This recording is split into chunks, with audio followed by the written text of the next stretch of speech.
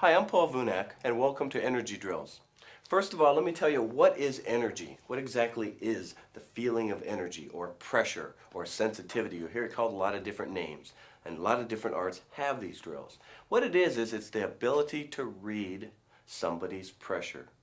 And if you're not in trapping range, you're not touching them, so it's a moot point. So this is only for arts that fight out of trapping range, such as Wing Chun or Kali. Now for each art, they have a different energy drill, predicated on how the art is. For example, Wing Chun, their main battle punch is a straight blast. So their energy drills is two hands rolling this way. It's called Chi Sao, because that's going to be the way they're going to be in a fight. Kali, on the other hand, they like to zone and get to what we call zero pressure, which is one hand on, one hand off. This is why they have a drill called Hubud. So for each art, they have a different energy drill. What's unheard of, though, is to mix these drills. It's just a whole different kind of animal. So what I'm going to do is, first of all, Brad, let me borrow you. I want you to see what I'm doing with energy, just to give you an idea. Let's say, for example, we're in a fight and we just clinch right here. Now, if Brad is pushing with his hand, all I want to do is just read where the energy is. And then, boom, I can put in what I want. Headbutts, knees, elbows. Later, we're going to put the gear on him.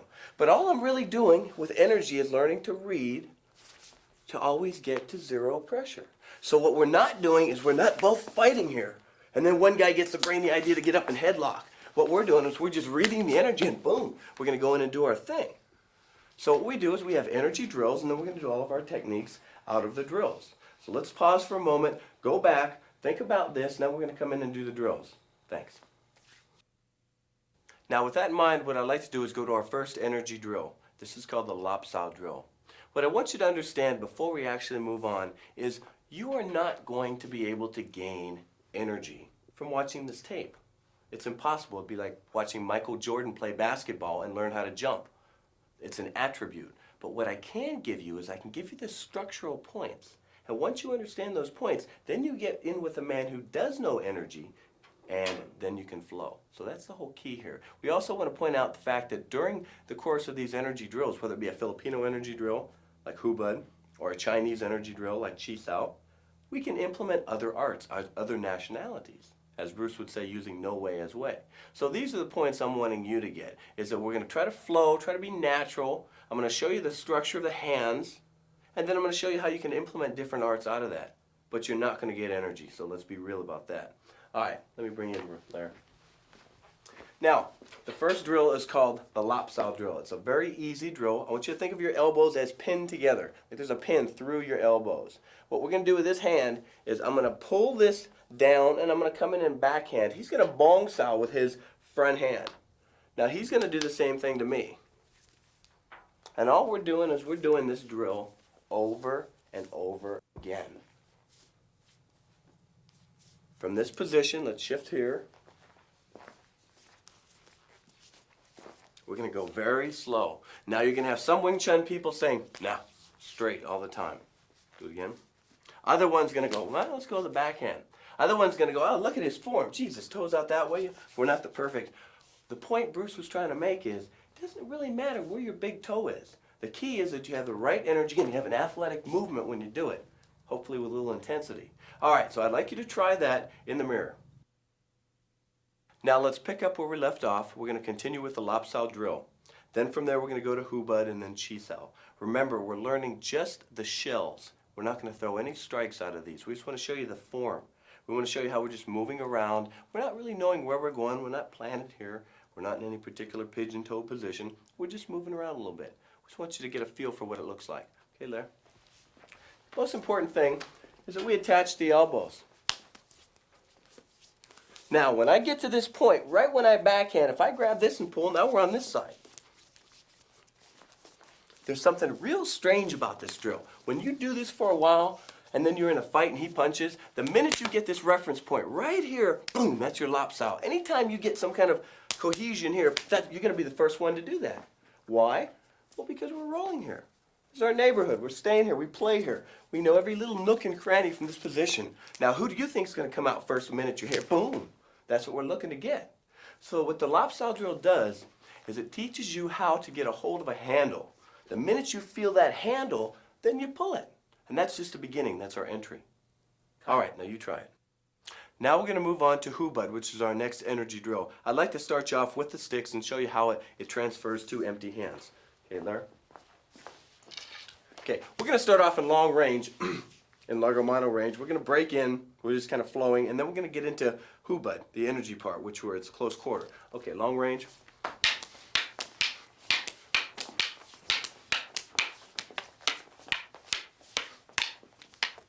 See, right here, right about here, this is our energy part. This is where I'm pushing, but as I push, he raises to borrow that energy. He's going to slap right here, and boom, come back down. So it's always a cohesion, and then a slap, and then a strike.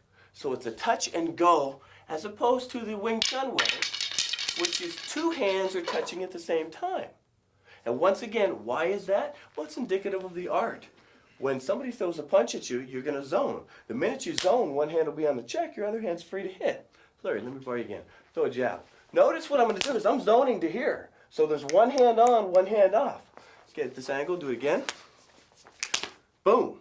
Now, if I were a Wing Chun man, as soon as he jabs, boom, I'm coming in this way. Now two hands are coming in. So why Hubud? Well, it's one hand goes, one hand releases. Okay, now let's make the transition to the empty hands. Larry. Now, if he had a stick in his hand, the angle would be coming down at number 1. So we're going to do the same thing. As it comes down, I'm going to catch it. I raise, slap, and I hit. When you see us doing this in demonstration or seminars, we always exaggerate the angle and pull it out so people can see. Not the way to do it. Eventually, you want to tighten it up. It's almost like a Wing Chun thing where you're in center line. So the next drill we're going to go to is called Hubud. And what I want you to say to yourself is raise, slap, and hit. Raise, slap, and hit. For people that already know Hubud, we're going to boost it up a little bit and go full contact with it. But for right now, if you don't know it, just work that sequence. Now we're going to move along to Chi Sao. This is an energy drill from Wing Chun. Very, very difficult to teach. All the movements are very, very intricate. What I'm going to do is I'm going to try to give you a shell. And once again, you're going to have to find somebody that knows it. Once you've got that shell, then you can get their energy, as opposed to spending 4 years learning the roll, going from Dan Chi and moving you all the way up. Bruce said, we don't need that. Let's just go right into Chi Sao. We don't need a pigeon toe position. We don't need the, he just said, let's make it athletic. So this is what I'm going to do. I'm not going to pay particular attention to where your big toe is. We're not going to worry about if this is here or here. I'm just going to give you the basic shell. All right, Larry, before I do this, I want you to understand why Chi Sao is the way it is and how many positions there are, which are 4. In a fight, you're either going to have 2 hands on the inside, 2 hands on the outside. Larry's 2 are on the outside. 1 in, 1 out. Or 1 in and 1 out this way. That's it. 1, 2, 3, 4. If we're in the boxing scheme, give me a jab and parry mine. Bam, bam. This is where we are. Give me a little cohesion here. Yeah, and we're stuck right at this point. If, let's say, he swings at me twice, boom, boom, and we're stuck here now. I may come in with this jab, boom, and we're stuck here. So for whatever position or for whatever reason, you're going to get stuck in one of these positions. So we say, hey, well, let's come up with a drill. So when you get there, you can read his energy and be the first to get in. There's an old saying, the firstest with the mostest is the bestest. So the first shot you want to get in is to read that energy. And then that's when it hits the fan. Okay, now let's start on the Chi Sao. The very first position we're going to use. One hand is on the outside, one hand is on the inside. My hand on the outside, my elbow has to be in. The single most important thing about Wing Chun is that you're occupying center line. So now, from this position, my elbow being in, his being right here. Now this is called a Fuk Sao. I'm not going to pay too much particular attention with the terminology. But this is called a Fuk Sao. If we turn it this way, it's called a Tan Sao. But regardless, the elbow is still in. Larry on this end is going to go to either a Bong Sao or it's going to return back to a Tan. Okay, so this hand here is staying in and I'm always staying in the middle. Now let's shoot over to here, Larry. Now we reverse it, where this hand is on a Fuk Sao and this hand goes from Bong to Tan. So what we end up doing, what it's going to look like, is it's going to look like we both have a ball in our hand and we're rolling with it. But the key is one elbow has to stay inside. Let's just say, for example, if I'm like this, and I do not have anything occupying center line, and Larry doesn't. For whatever reason, we clinch right here. Where are we going to end up? Right on the ground, if we don't get headbutt first.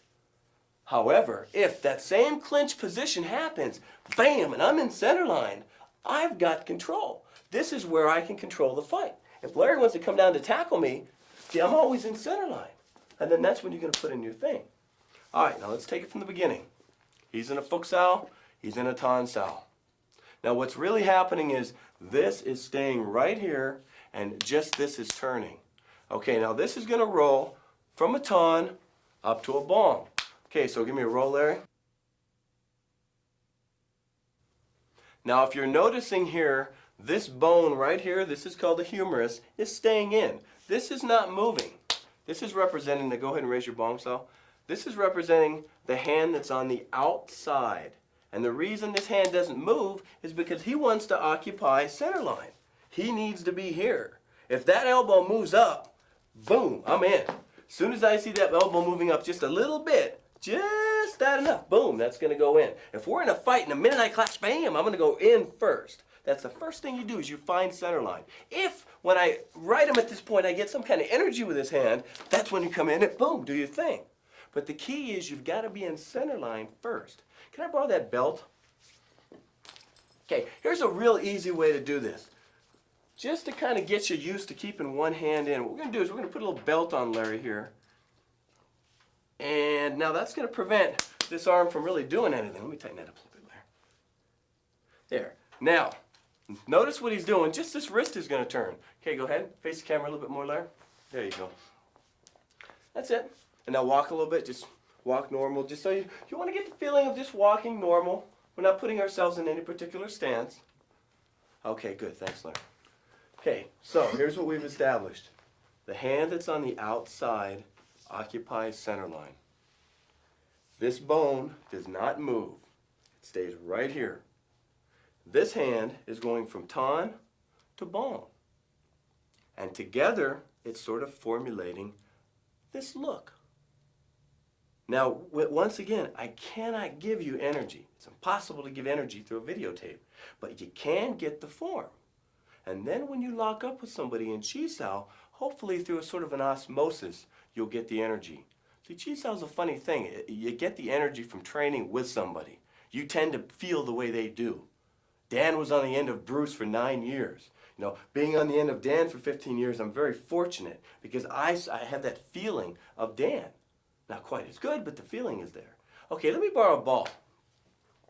All right, if we just take this ball and if we hold it in this position, and this is here, this is kind of the feeling that I want you to represent. I just want to try every analogy I can to get you to relate to this. Notice my left hand is not moving. So first we tried the belt, now we tried the ball. Okay? This hand here, it's like you're looking at your watch. For my New Yorkers, pouring a beer, whatever. All right, so we're right here. Tonsal, Futsal. Roll, and come back down. And that's Chisao. Okay, Larry. Now let's put it together. My hand is on the outside. His is on the inside. His hand's on the outside. Mine's on the inside. We make our first roll. This is our position. Now we roll from here. Notice his left forearm is not moving. It's staying in center line. Notice my left forearm is not moving. It's staying in center line. This is what we call the shell. From this shell, there's a myriad of techniques we can do. We don't even need to stay in Wing Chun. We're going to be borrowing from Kali, from Thai boxing, from Tai Chi. But right now I want you to get the shell of the three arts. All right, let's play with it. Now we have all three drills. The Lapsao drill, Chisao, and Hubut, coming from different nationalities. What's important now is that we blend them together. If you have just the energy of, let's say, a Wing Chun man, and you're in and you're forward, and both hands are on, that's great. If you have just the energy of, say, a Kali man, where you're perpetually zoning, well, that's good too. A Wing Chun man occupies center line. He's forcing his opponent to hook, and when he hooks, he's going straight. Great concept. Kali, on the other hand, gives center line. Now he's forcing his opponent to come straight, and he's zoning. Another good concept. When you mix the two together, you get a whole different animal. So what we're going to do to segue into being able to mix these together is we're going to do it in the drill. We're going to do all 3 shells. And then I'm going to take one art at a time or one technique at a time, and we're going to slowly, with a progression, integrate these into the shell.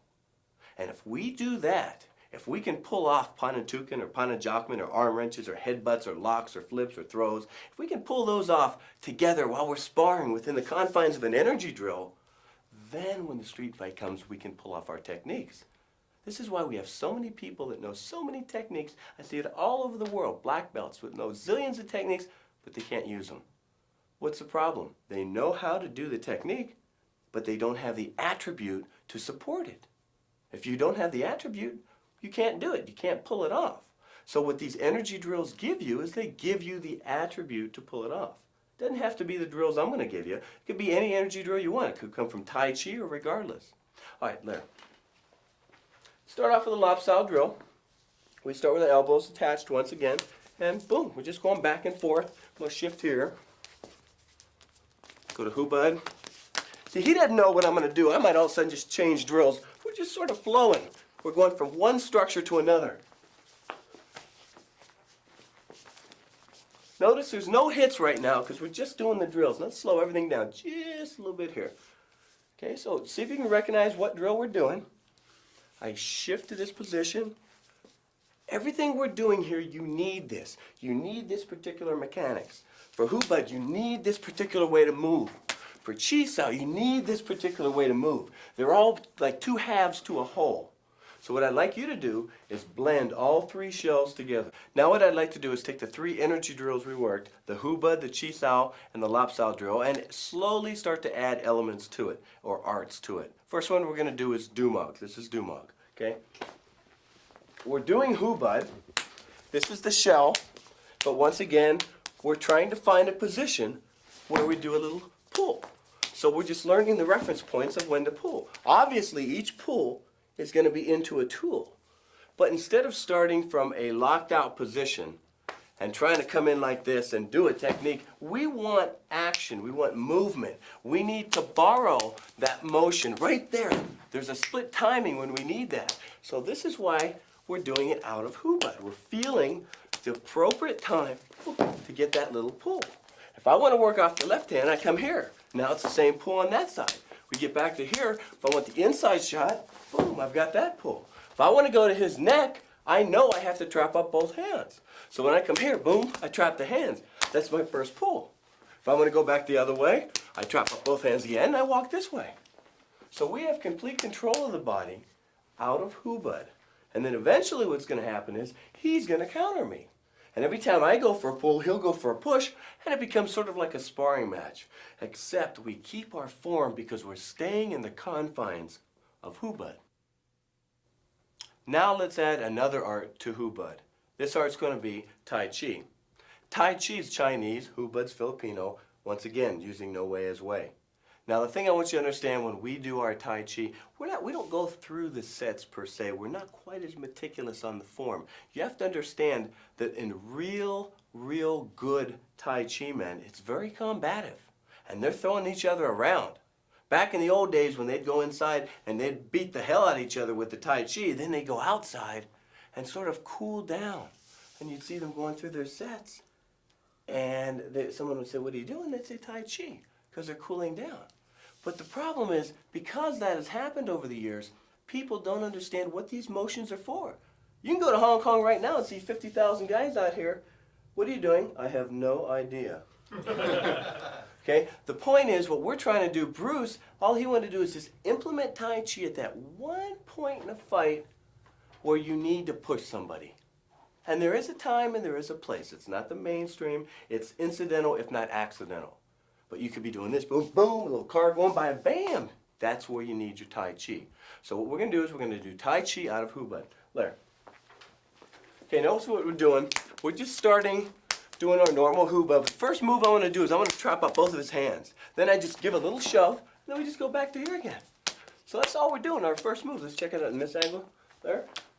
We're moving around. I trap, shove, and get back to here. Notice when I shove that I'm following him. soon as I get there, bam, I'm falling right back in, because in reality, probably as soon as I came here, boom, that's where a kick would come. But what I want to do is I want to follow in so we can go back to the drill, keep the continuity. So there are different positions we can do. Just a little shove here, and I go back to hubad. I come in this position, boom, little shove here, and we're back to hubad again. So the key is that every time we do a move, we somehow go back to the center. We go back to the hubad. That's how we keep our continuity. Now let's add another art to hubad, and that's locking. I'm not going to give it a name because every art in the world's got locks. I'd like to talk a little bit about locks with you. First of all, a lock is once again incidental if not accidental. You never look for a lock. The best way to take a guy out of commission, damn, is with a ballistic hit. When you're looking for a lock, going against the joint and then trying to apply the appropriate pressure, that's difficult. Murphy's Law squares itself. So what we want to do is we want to use locks, but just have a particular place for them. That's the whole key. Let's say your buddy's at a party, he's got a chandelier on his head. Okay, you don't have to say, Larry, you've been drinking too much. Boom, you're not going to headbutt him and carry him out. You might grab him, put him in an arm lock, and carry him out the door. Okay, for whatever reason, you want to restrain somebody. But I'll tell you something, if you're looking for a restraint and not to take somebody out, and you got a 6'5" Samoan pissed off running at you, the last thing I'm going to be doing is sitting there going, where's that wrist lock? Okay, so locks are, once again, incidental if not accidental. Okay, with that said, let's move on. Larry. Okay, we're doing hubad. I'm going to go down the body. Okay, first lock, let's just go right to the wrist. Want to get on the second side, boom. One list here. Now we want to move on to the elbow. That's our first elbow lock. We're going to shift on the elbow on this side. That's the same thing on that side. See, as we're doing hubad, what you're doing is you're feeling the locks that feel good to you. You'll feel it. He's telling me what to do. I don't know what I'm going to do. Throw a jab, Larry. Okay, boom. I come in with a boom, and that happened to be the lock I was into. I didn't know I was going to get there. I just happened to come in again. Boom. That's Dumag. It just happened to be into Dumag, a little savate. To go here, we've got to go foot sweep. So the point is, you never know what you're going to do. It's just incidental, if not accidental. Now what I'd like to do is work the bottom half a little bit. Let's put in some of the kicking arts. I'm going to first talk about savate and pananjakman. Pananjakman is a very, very good art for the street. As far as aesthetics, well, I wouldn't give it exactly a 10. Pananjakman's main attribute is that whatever you're doing on the upper line, you can be kicking on the lower line. And this is very, very rare. Normally, when you throw a kick, your whole upper body has to be contorted in a particular position. Your body is convoluted to where you can't do a strike. Pananjakman, on the other hand, from the waist down, you're doing one thing. From the waist up, you're doing something else, sort of like a drummer. And when you're hitting pananjakman, you're taking the groin, the knee, the tendon behind the knee. They have a lot of nice little shots. So we like to integrate pananjakman in hubad. Now with savate, it's sort of the same thing. The only difference is they kick above the waist. Now in reality, we don't usually like to kick above the waist. If we're in a street fight, we keep it below the waist. But for training, for sparring, very nice. The main thing about savate is if the kick goes out at 50, it comes back at 100. It's a shoe art.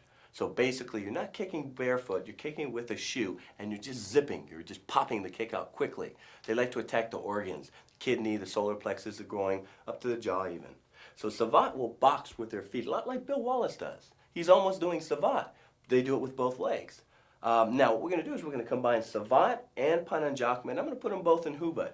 So you're going to see the hands doing one thing, but the legs doing something else. So we're training this multiple coordination. Then when the street fight comes, well, hopefully we'll move that way. Okay, Larry. Okay, so we're doing hubad. The first kick I want to show you, we have two possibilities of doing it. One from the inside and one from the outside. It's called an oblique kick. And so that's the first shot. Boom, that's all I'm trying to do. Remember, it doesn't look good. As I come on this side, boom, that's the second shot. So you two oblique kick, boom, or boom. The second shot comes around here and the heel digs into the tendon. All these are very ugly. You got to feel them to appreciate them. So instead of that, what we're going to do is we're going to slap. Boom. I'm just slapping the leg. That's all I'm doing. Instead of doing that, I'm doing that. If we're on this side, you see the same thing. First shot, bam. Okay, so all the little heel hooks, we're going to be doing that while we're doing hubad. Now, if I want to move it up a little bit, notice the minute he blocks that, boom, that's my savate shot because I can sneak that in. So as we're going here, I might go low here, or I might come up, boom, and put high up here. Savate can kick high, close quarter. So what we're trying to do is we're trying to find those insertion points just when there's an opening, and then put in either pun and Jacquemin or savate. Now for the last couple elements that we're going to add into Hubud, we're going to put in foot sweeps and nerve destructions. First of all, you need to understand that there is no set limit to how many things you can put in Hubud. Just for our constraints of time, I'm going to keep it within about 5 or 6 different techniques or arts or concepts. Okay? You can put in what you want. As long as you're doing it out of an energy drill, chances are you're going to be more functional when the street fight comes. So that's what you got to understand. Now let's get back to nerve hits. I want to show you that with parts on the body that we like to hit, how we like to hit them and where, and the main reason is why. It's not predicated on a person grabbing you. If a person grabs me, I'm going to poke him in the eye or knee him in the balls, period. This is predicated on if you're chasing a guy, you're blasting him and he puts his hands up and bam, you just take that nerve, kill the hand, then you can go back to the face again. Or say he throws a jab and you're taking the nerves out in the arm there, now he's here. Very few people come back and hit you with his hand. Pretty much the fight's over from here. He gets that flinching reaction, then we go into this. So the nerve hits are not an end in themselves, they're just a means to an end. Now foot sweeps, which is the other element we're doing out of Hubud, is very similar in the fact that we don't look for it. You're punching, you're kneeing, you're elbowing, you're arm wrenching, and there's a leg there. It's like, oh, you just got to go for it. And you sweep it. Just a nice ending. I wouldn't, once again, chase that foot sweep against a guy 6'5" and pissed off. All right, Larry, come on in. Can I get a magic marker? Great. All right, now let's follow the nerves on the body where we want to attack. First of all, we like the back of the hand. From the back of the hand, we're going to go down here until we hit muscle. This is the muscle mass of the forearm beginning. So we have all of this in here as nerves to hit, all the way up to here. Now, once we hit muscle, we're going to make a beeline to the left, coming up the arm right to here. And this is about the size of a quarter. Okay, so let's look where we're at here. So right here, and coming down the arm to here, going to here. As we move on this side of the arm, this is going to go directly across to the joint, and right here is your funny bone.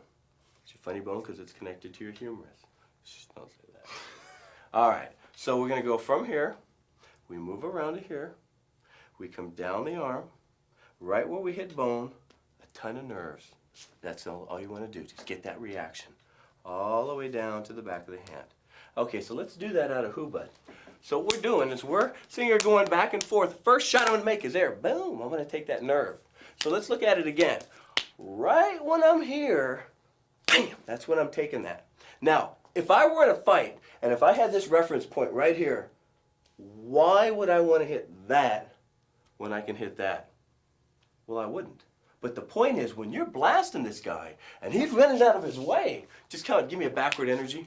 So as I'm coming in here, yeah! Then boom, that's when you kill the hand. The minute you kill the hand, boom, that's when you can come into all this. You can't do that unless you got the arms down. So we like to do it out of Hubud. Just going back and forth. When I work the left hand, we just come on this side, boom. Take it right across, aiming for the nerve down here. So we're doing our nerve hits out of Hubud. Now we want to add the foot sweeps. So to do a foot sweep, I have to trap both hands up to get here. Now I'm in sweeping position. Okay, once again, it's the icing on the cake. If I want to go the other side, I'm just coming around here. Now I'm in sweeping position here. It's a little bit longer to travel, but if you're hitting, that'll make up for it. So, 2 more elements we're adding. Foot sweeps and nerve hits. Now for our second drill, the Lapsao drill, and we're going to start adding elements out of that.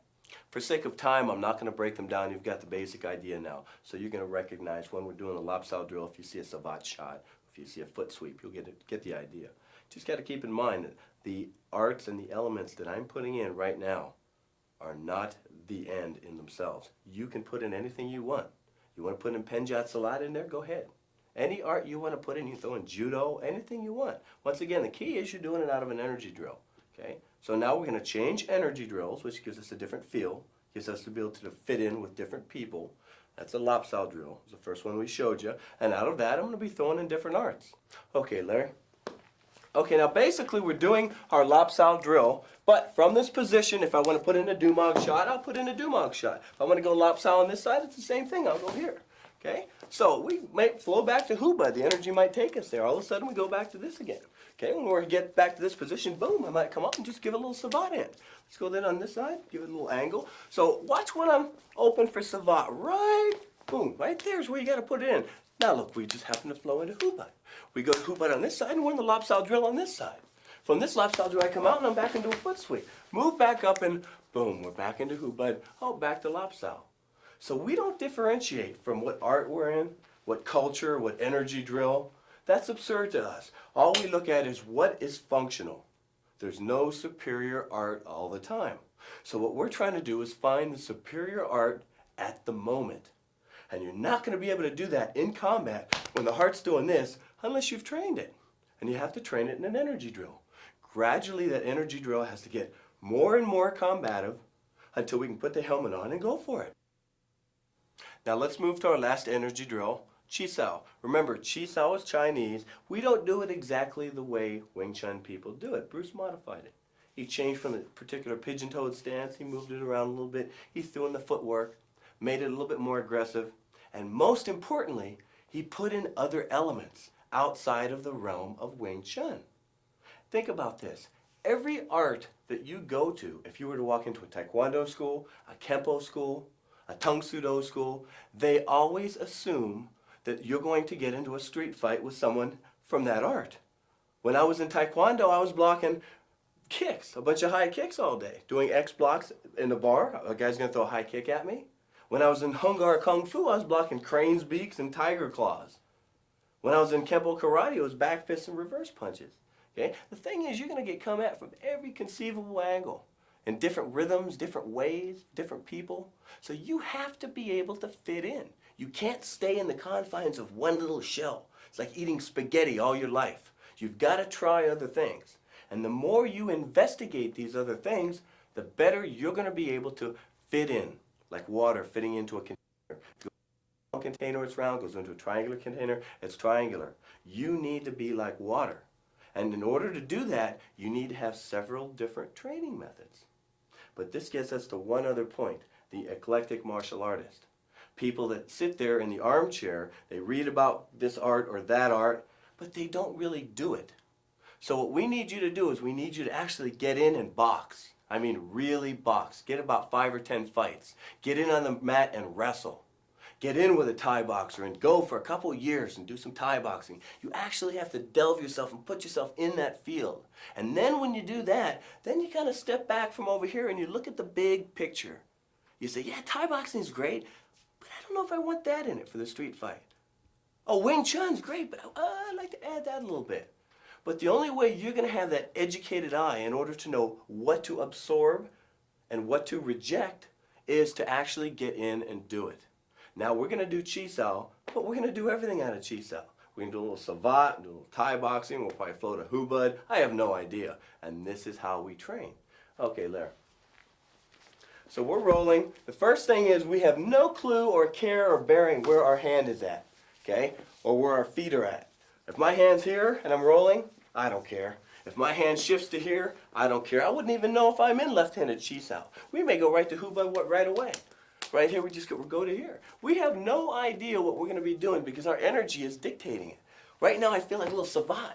Just that's the way I feel. This gives me a little Wing Chun here. Oh, God, that foot sweep, it's there. You can just feel it. So what I'm trying to do is I'm just trying to get myself in a position where I'm hitting and trying to do what I want to do out of an energy drill.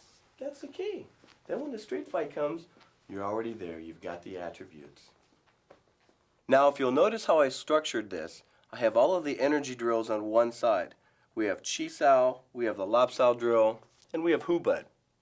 Now from there, out of any of those drills, we have our list of elements on the other side. Now I'm just going to keep it to 10, but once again, this list could be endless. You can put in any art you want.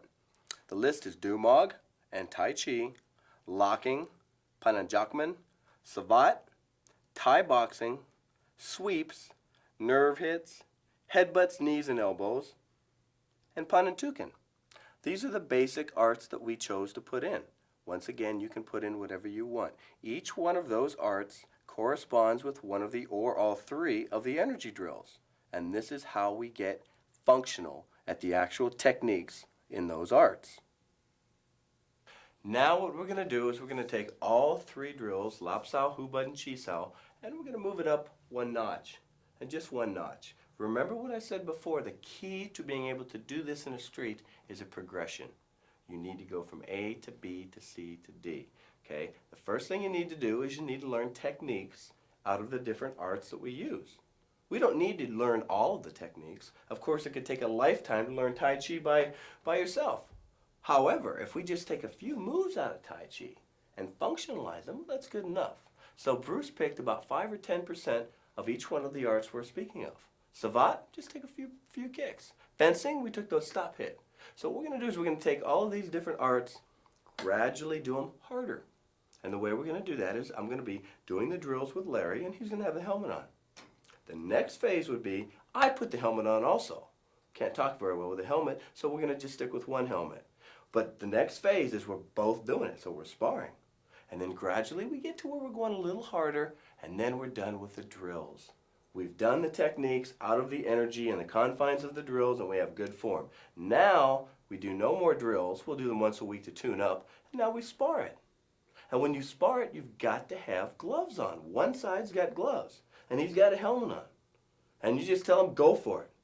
And you just do what you got to do. And the thing is, the more people you can do that to, the more people that you can stick that motorcycle helmet on, throw a pair of gloves on them, I don't care who they are. Clumsy, fat, skinny, karate, taekwondo, it doesn't matter. Thai boxers, that's the key to a JKD man. Having that wisdom to know how to flow from one opponent to the other. And this is the segue that's teaching you that. And as I've said before, there are no secret techniques in JKD. If there are secrets, they lie within the training methods. Okay, Lair. Now, what we're going to be doing, the key is that we're going to roll at the same speed we normally would. Just because he has a helmet on, we don't all of a sudden speed up our roll or our lop or our Hu Bud. If we're going to do Hu Bud, we're going to go about the same energy. The only thing I'm trying to do is I'm trying to find out where there's an opening and hit it. That's all I'm trying to do. If we move to this position, it's the same thing. As I'm punching here, this is about the speed I'm going, but if I want to sneak one in, that's what I'm trying to do. So here's our roll. Instead of going on the chest, bam, I'm just trying to hit this. Then we go right back to a roll again. If we go to Hu Bud, going back out the same thing. When I put bam, put this in, it's the same. When boom, put the headbutt in, it's the same thing. But instead of simulating it here, all I get to do is I get to bury it. And that's what I'm looking to do. When I can bury that headbutt, then I can bury the knee. But we're doing it and going right back to Hu Bud. That's the key. We're staying within the confines of these drills and boom, just putting it in when we want. That's how you're going to get functional. Well, I hope you enjoyed energy drills. What I'd like you to understand is there is only one phase in the street fight where we're really using this. I'm going to quote Dan. All of the kickboxing you've ever done all your life is for about the first 10 seconds of the fight, just to get that entry. Once you've got that entry and you start hitting the face a few times, those hands are going to fly up. With the minute the hands fly up, there's a feeling, there's a pressure. That's where your energy drills come in, just for that split second. All of the Chi Sao, all the Hu Bud, all the Lap Sao we've ever done, all of our life is for the next part of that fight. The second you feel that pressure. Now, once you get that boom, that first shot in, then you're into the headbutts, the knees, and the elbows. So this is what we want to do. We want to segue from kicking, boxing, to doing the energy drills, and then finally learning the proper way to headbutt, knee, and elbow. Thanks a lot.